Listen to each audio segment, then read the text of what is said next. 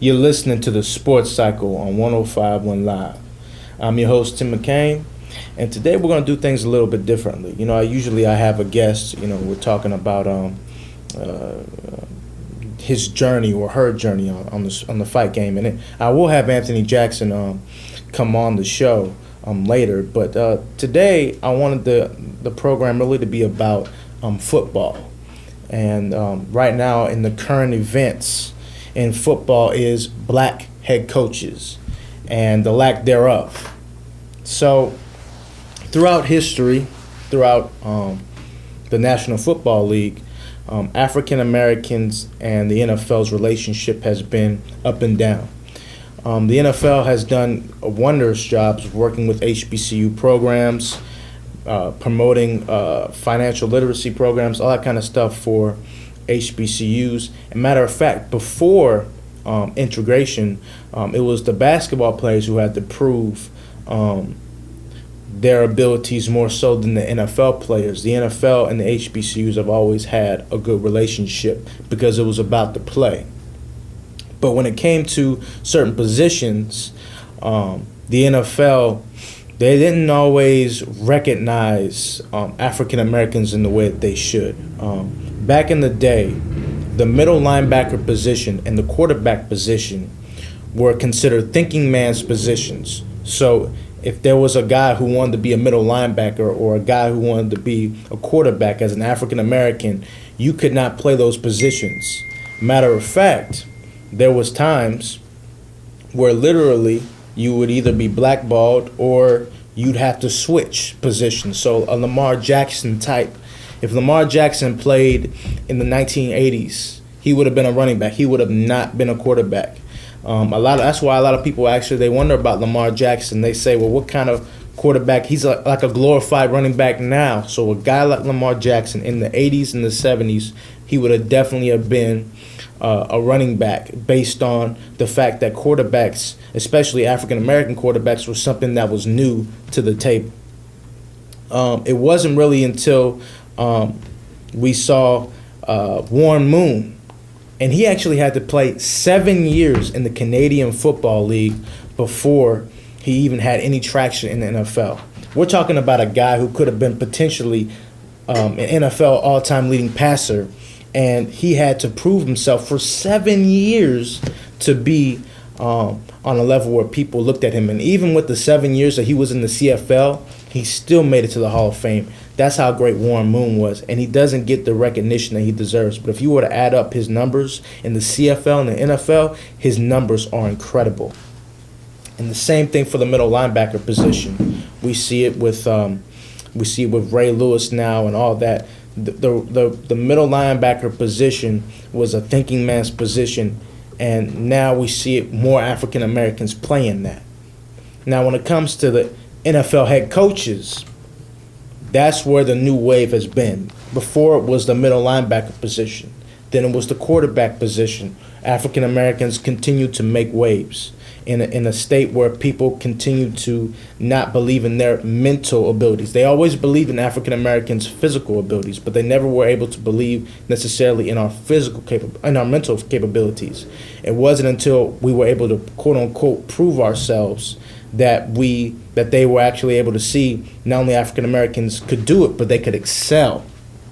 The same thing is happening with these head coaching jobs. It really hasn't been until the 21st century in football where we're starting to see African Americans in head coaching positions, and even then, we don't see enough. The Rooney Rule was created in 2003. Okay, in 2003, it was created, and there was 69% of the NFL were African Americans. Okay, they wanted to create. It was actually the Rooney. It was Art Rooney who was the founder, the owner of the Pittsburgh Steelers, who wanted to create a rule where African Americans were given an opportunity to get jobs. So the Rooney Rule was set in place where every team had to interview minorities and African Americans for positions. In 2009, okay, it was where they could actually, the Rooney Rule was actually changed to where they not only had to interview head coaching jobs, They actually had to interview higher up. So like presidents, general managers, that was required in 2009. But even since then, we see the same thing. We see African Americans. Right now, there are currently 3 African American head coaches. There might be 1. Okay, I'm just saying this. The fact of the matter is that African American head coaches, one, if we look at the college system, let's just be frank about it. When it comes to some of these jobs, African Americans are usually placed in defensive coordinator positions. Okay, we're talking about African Americans are being placed in defensive coordinator positions where, mind you, offensive-minded coaches are running through defensive coaches. Because of the rule changes, you no longer see the games where it was 24-17. No, in college, what you see is 70-24. It's a college basketball game for some of the things that are going on. So one, you're putting African American assistant coaches on defensive side of the balls, and the rule changes are being made, and the offensive side already has the leg up. So now these young guys like Cliff Kingsbury can come in, and he's an offensive type-minded guy, and he can get a job just by coaching a Kyler Murray, just by coaching a Pat Mahomes. Based on his experience, he gets a job quicker than somebody from a defensive side of the ball, because you know what? Let's just be honest about it. If you're a defensive-minded coach, defense, there was a saying that said defenses win championships. Now it's if you make a defensive play, you win a championship. Because at the end of the day, somebody's going to drop 40 on you. That's what the NFL has become. That's what football has become. It's become arena football. So you put mainly African Americans and defensive-minded coaches, what's going to happen? They're not going to get those jobs. Okay? So that's one point.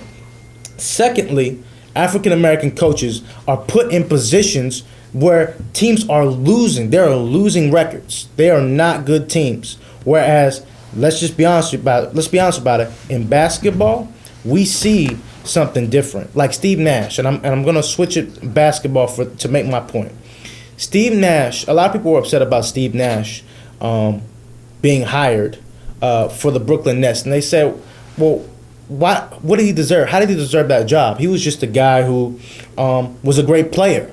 How does he deserve that job?" And then people would say, "Well, how come? Well, look at Derek Fisher. Look at Derek Fisher. Derek Fisher was a player just like Steve Nash, okay? And he was able to get a job immediately, okay? The difference between Steve Nash and Derek Fisher is this. Derek Fisher was a New York Knicks head coach. Steve Nash was a Brooklyn Net head coach. There is a difference. The New York Knicks have been terrible for the past 20 years. They have arguably the worst owner in sports. And you're talking about a team in Steve Nash where they have Kevin Durant, Kyrie Irving, and they just got James Harden. It's championship or bust over there. So you put a young guy in Steve Nash right there with a team like that, they're immediately going to win games. Whereas you put them in the NBA with Derek Fisher with the Knicks, they ain't going to win nothing. They ain't going to win anything because they don't have a squad. In NBA, it's about talent. So obviously, Steve Nash is going to get the credit for that. Whereas Derek Fisher, he got credit for losing. Same thing for the NFL. The NFL is not set up currently for African American coaches to succeed, and that needs to change.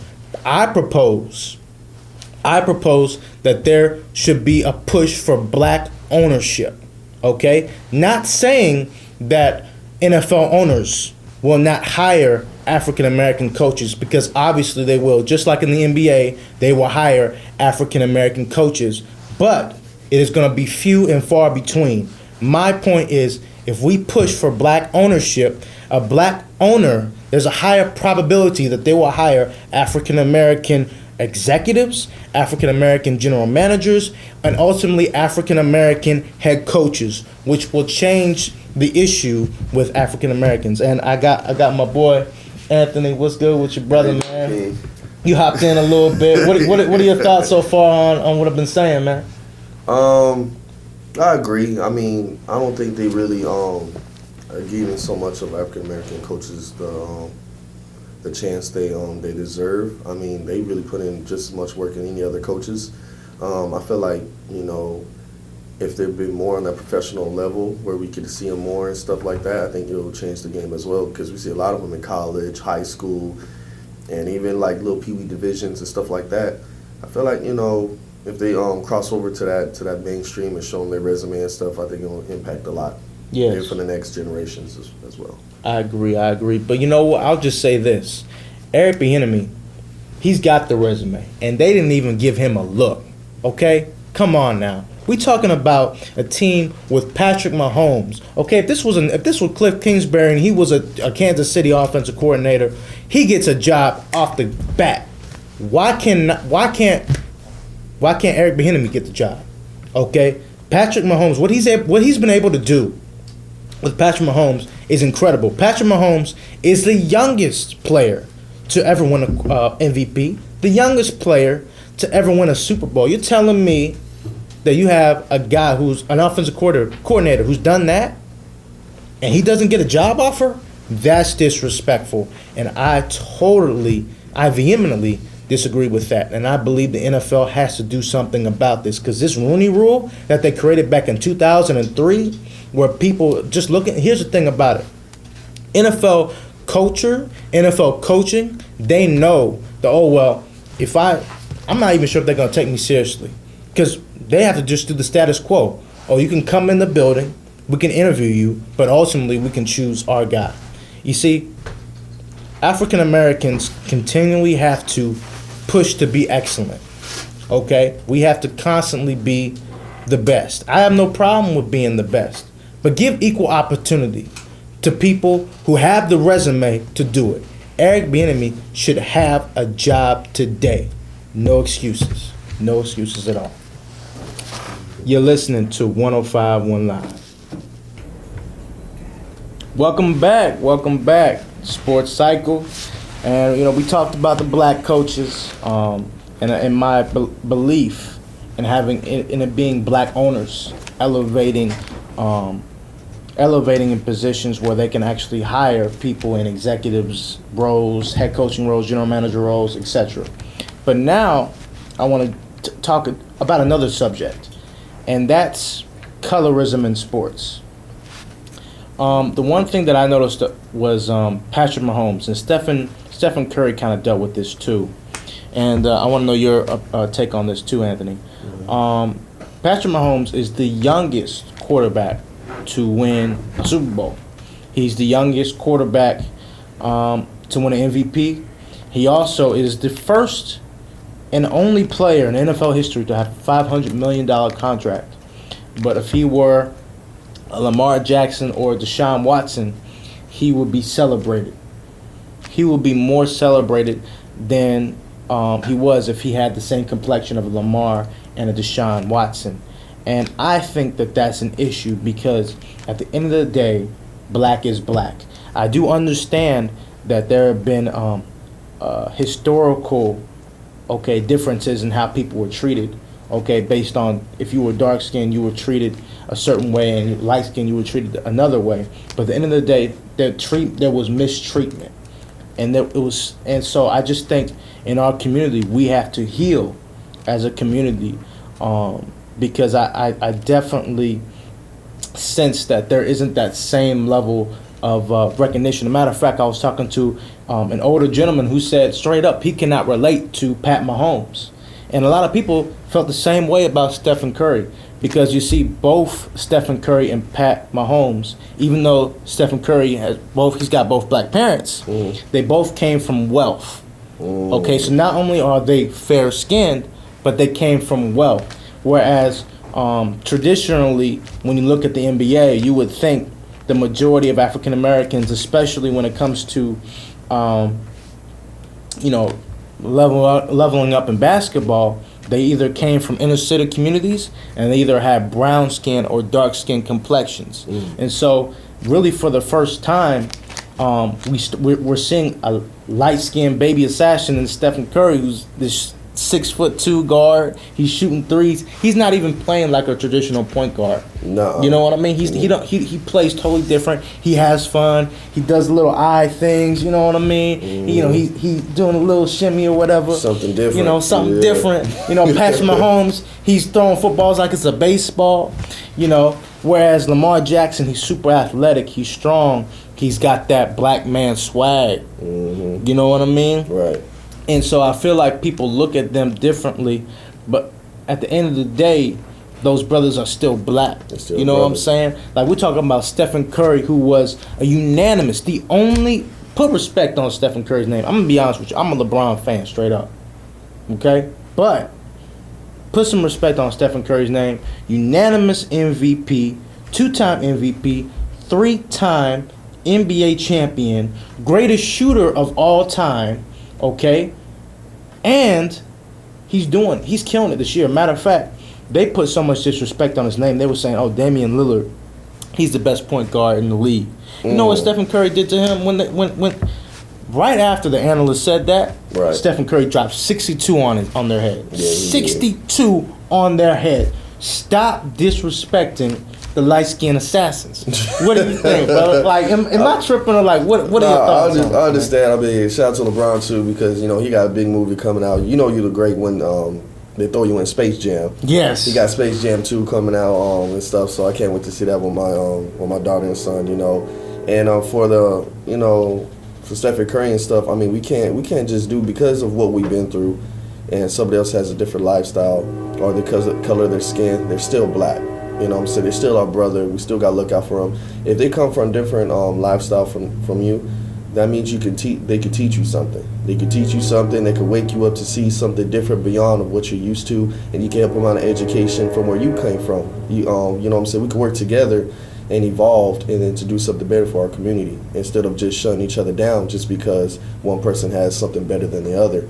And I feel like that's what's going on in our community, because you don't see a lot of other races doing that. They have their hand up. If someone falls, they pick them right back up. If they come from a different home, they learn and they build, and they build an empire. So I feel like we need to do the exact same thing. I don't disrespect anybody. If they're my brother, they're my brother, and I'm gonna support them all the ways. Hey, Steph Curry can ball. I don't care if he was up there, green, purple, whatever. I mean, true. Even though he's still black, he's still balling. He's still balling. I mean, like, he's a sniper out there. Like you said, he's an assassin. He's a sniper. That man can shoot tremendously. I mean, he really don't have to be in the pocket or nothing. So, I mean, I shout out to him and anybody else that's mixed that's doing anything that came from wealth. You can still be cool with them. You don't know what the obstacles they still going through just to get to where they're at. They might not have the obstacles that you're facing, but they're still going through obstacles because they're still black. So, I mean, yeah, it goes both ways, man. It does. No, it totally does, because at the end of the day, we all know historically there have also been times where light skins have mistreated African Americans, of course, like in New York, they had the paper brown test where I couldn't go, but you could go too. You know what I'm saying? Like, well, it's maybe looking at you might not have been able to make it. I don't know. You know what I mean? But I'm like, so they had certain things like that. But at the end of the day, people need to realize when it comes to our community, a lot of our great African American leaders were light skinned, were mixed race. Adam Clayton Powell, Frederick Douglass, just to name a few. W.B. Du Bois. Mm-hmm. W.B. Du Bois, or Du Bois, if you want to sound correct, were some of these great figures. They were African American leaders who, and let's be honest about it too, you can be mixed race and sometimes be more quote unquote black than somebody who's darker. Right, because I could just go and just open up about my Mexican Panamanian, and they will look at me. They probably won't take me because I look more black than Mexican and Panamanian. But at the end of the day, I'm like, there's some Mexicans that's darker than me. This Panamanian is just as black as me, same hair texture, all of that stuff. So I'm like, it's just too much, man. It's like if somebody's mixed or someone not, I don't go around saying that, or I don't go around just flexing that. If you ask, I'll be happy to tell you. But it's not nothing for me to be, trying to like. I feel like let me just say this. I feel this generation is so proud of saying they're a different race than black. I like that. You know what I'm saying? So it's like the only time I see people represent they black is since that movie Black Panther came out. Wow. Because if you look on Instagram and everybody would say, yeah, I'm mixed with this Creole, I'm mixed with this Asian, I'm mixed Indian, I'm mixed this. But they forgot the main source of what they really are. Speak on it. You know, so if I go to an interview, the first thing they're gonna look at me as a brother. You know, so that's what I'm gonna go with. I'm not gonna say, oh yeah, I'm so Afro Latino too. I got mixed and Panamanian. No, you see what you get, and this is what I am, and I'm proud to be it. If people just like, you know, if you're mixed, okay, but it still doesn't make you better than anybody else. Exactly, I 100% agree with you on there. Our culture needs to celebrate. Let's be honest about it.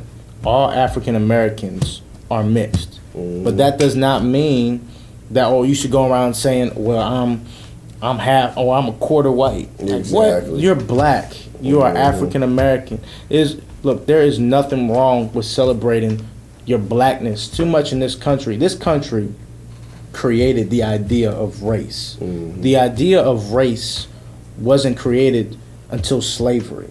When they said in this country, black was white.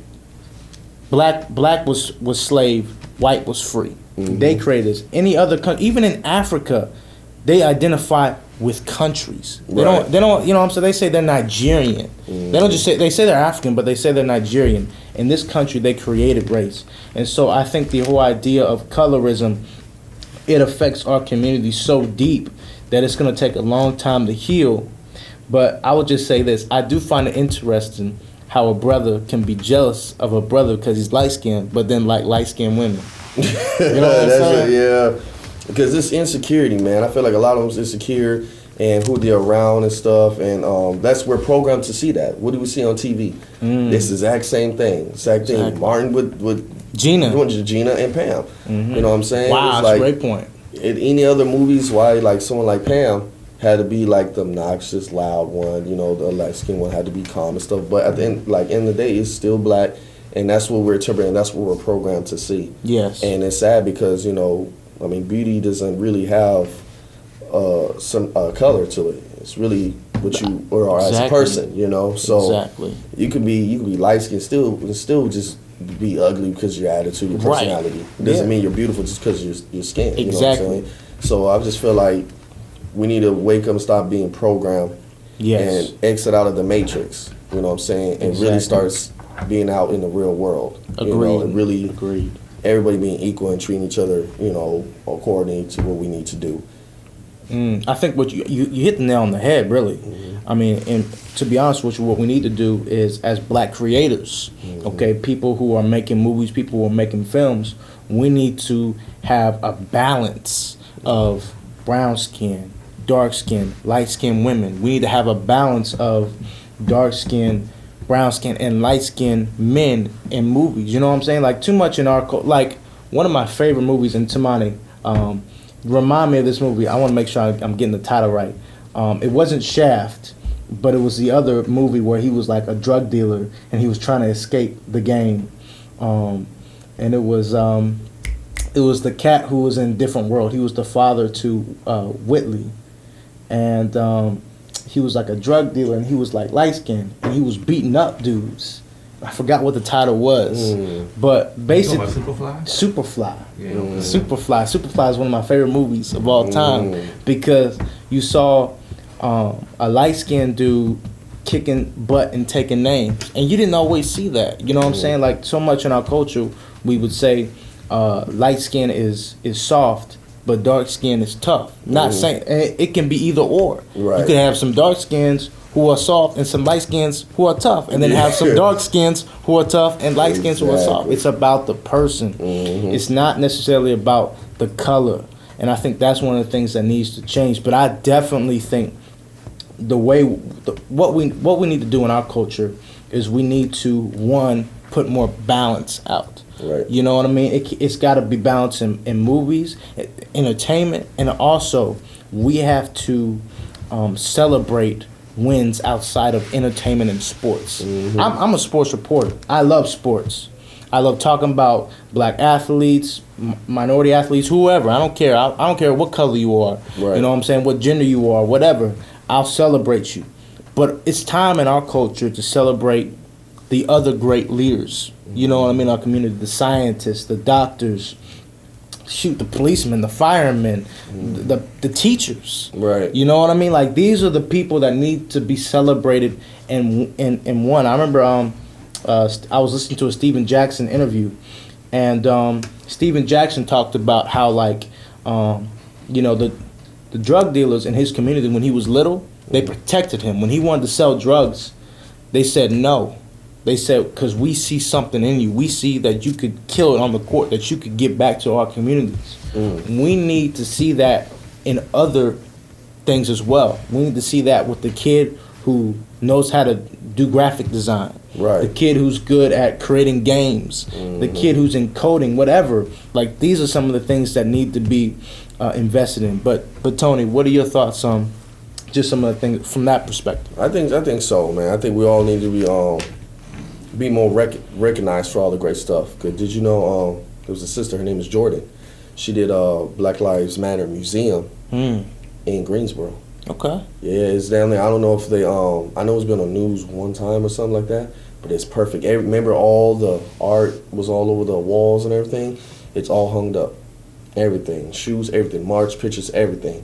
It's all in the museum. Wow. And see, I really I know people know about it, but not that much people know. But it's really, really nice to see, especially a sister that's doing that, and it's beautiful, man. Like, I feel like everybody should check it. It's down there on Greensboro in the Arts and Crafts Museum, and like, stuff like that needs to be more put out there more than just, like, you see somebody that has to be famous has to do something amazing for us, for our people to recognize. You see what I'm saying? And, like, especially if it's with anything that would do, like, we could have a guy that came in here, he could have been the king of Apple. We won't know he made the iPhone. He could have been black or whatever. We won't know because he's not famous. He's not, you know what I'm saying? But that right there is history. Exactly. And that should be counted for, like, more to our generation for what we're doing, so we can pass it on to our kids, like, did you know this? Did you know this? Did you know this? Exactly. Instead of being hidden behind the books or a page ripped out where we'll never see again. Exactly. So I agree. I mean, the fact of the matter is that our people, we don't know our history. We don't study everything. I mean, like you said, the great inventions. Tamani was just talking about a brother who made the console, the controller, like the way that we play games. You know what I mean? The fact of the matter is, for films, because I'm a film buff. All right, so I study all about, like, the Dorothy Dandridge, the Harry Belafonte, all these guys. Great movies. You know what I'm saying? Like, like, these great filmmakers and great actors in the 40s, right? I know more about that than my grandmother. They had literally a paragraph, up in New York. You know what I'm saying? They had a paragraph on Black history, okay? And that was 50 years ago. That was 55 years ago. That's just happened. Okay, so the amount of history that we still don't know and realize, the greatness of what our people have. See, for me, when I look at Black history, I don't know some people that look at Black history, and I always look at Black history, Black sports history, and even current sports history as motivation. You see, I know a lot of people that look at Black history and they'll say, well, look at what they did to us. And I understand that. But what I also look and I see what we did despite that. Right. And I see the great figures, the great women, the great men that overcame their struggles. Yep. You know what I mean? We see the same thing. Matter of fact, we see the same thing in baseball.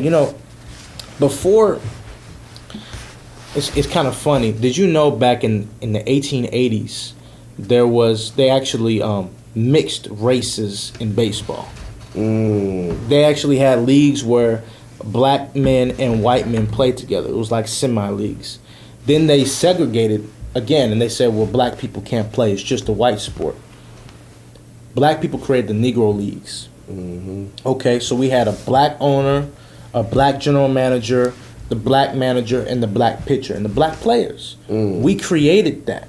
That stuff needs to be more celebrated. That's what Jackie Robinson came from. That's where all the Satchel Paige. Satchel Paige, yeah. Okay, we're talking. Matter of fact, the name's escaping me right now, but there was even a mixed race great player back in the Negro Leagues. Forgot the brother's name. He was black and Italian, kind of like Matt Barnes. Matt Barnes, yeah. Yeah, okay. and so it's like great figures like that should be more recognized, because when people say that, can black people get together? Can black people create something? Right. Look at the Negro Leagues. Of course, yes, there were issues with the Negro Leagues. They didn't have all the numbers down. Okay, no one really knows the amount of home runs or stolen bases that some of these figures have, because they just didn't have that information. Right. But the fact of the matter is that the Negro Leagues helped benefit economically our society. Mm-hmm. You know what I mean? And that stuff needs to be celebrated. That's the history that needs to be taught. And so for me, I just want to end this by really saying, as a community, I believe, for one, when it comes to the black head coach issue, we need to, not saying that people of other races would not hire us, because they do, but if we want a higher probability of a black coach or a black executive, there should be black owners. Kind of like what P. Diddy did when he tried to push to be the Carolina Panthers owner. Mm-hmm. That stuff needs to happen more. We also have to figure out the colorism issue. We have to see each other as black. Whether look, in this country, if you were a drop of black, you were considered black. Right. So there should be no colorism issue. Mm-mm. There should not be one. We should be one. That's one. And then two, we should know our history and understand that we as a people are great people. Despite anything that's happened to us in this country, we've done great things. This is our land, and we should do the most. We should do the most of what we have left in this country is. Right. You know what I'm saying? Right. We should kill it, because it was bought with our ancestors' blood. Mm-hmm. You know what I mean? So this is something that let's go out and make our ancestors proud. Mm-hmm. Let's make our ancestors proud. Yes, sir. Yes, sir. You're listening to 105.1 Live. Peace.